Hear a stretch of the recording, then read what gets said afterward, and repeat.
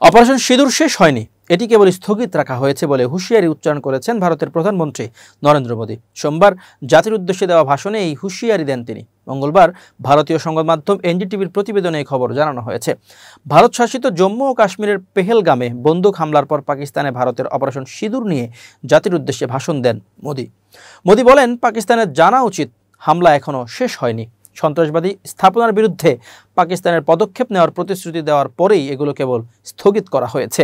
তিনি আরও বলেন, আগামী দিনগুলোতে আমরা পাকিস্তানের প্রতিটি পদক্ষেপ এই মানদণ্ডে পরিমাপ করব যে পাকিস্তান ভবিষ্যতে কী ধরনের মনোভাব গ্রহণ করবে। যদি পাকিস্তান পিছু হটে বা বিভ্রান্ত করে, আমি আবারও বলছি, আমরা কেবল আমাদের প্রতিশোধমূলক পদক্ষেপ স্থগিত করেছি।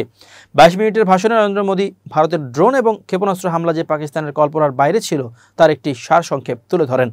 প্রধানমন্ত্রী আরও বলেন, ভারত তার নির্ভুল হামলার মাধ্যমে কেবল পাকিস্তানের সন্ত্রাসী অবকাঠামোই ভেঙে দেয়নি, বরং তাদের মনোবলও ভেঙে দিয়েছে। ইসলামাবাদ এবং রাওয়ালপিন্ডিকে আরেকটি সতর্ক বার্তায় প্রধানমন্ত্রী বলেন, অপারেশন সিঁদুর কেবল একটি অভিযান নয়, বরং সন্ত্রাসের বিরুদ্ধে লড়াইয়ের ভারতের নীতিতে একটি মতবাদগত পরিবর্তন। মোদী আরও বলেন, অপারেশন সিঁদুর নতুন স্বাভাবিক ঘটনা। যেখানেই সন্ত্রাসী ঘাঁটি রয়েছে সেখানেই ভারত আক্রমণ করবে এবং আমাদের দেশে আক্রমণ করা হলে তার জবাব জোরালোভাবে দেবে। পাকিস্তানের পারমাণবিক ব্ল্যাকমেইলের বিরুদ্ধে তিনি বলেন, এটি ভারতকে দমাতে পারবে না। ভারত কোনো পারমাণবিক ব্ল্যাকমেইল সহ্য করবে না।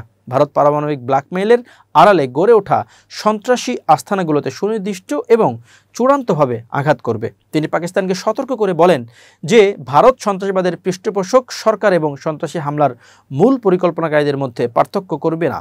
পাকিস্তানে ভারতের অপারেশন সিঁদুর পরিচালনার পর 4 দিনের পাল্টাপাল্টি সংঘর্ষ হয় ইসলামাবাদ ও নয়াদিল্লির মধ্যে। এরপর যুক্তরাষ্ট্রের মধ্যস্থতায় শনিবার যুদ্ধবিরতি ঘোষণা দেন মার্কিন প্রেসিডেন্ট ডোনাল্ড ট্রাম্প।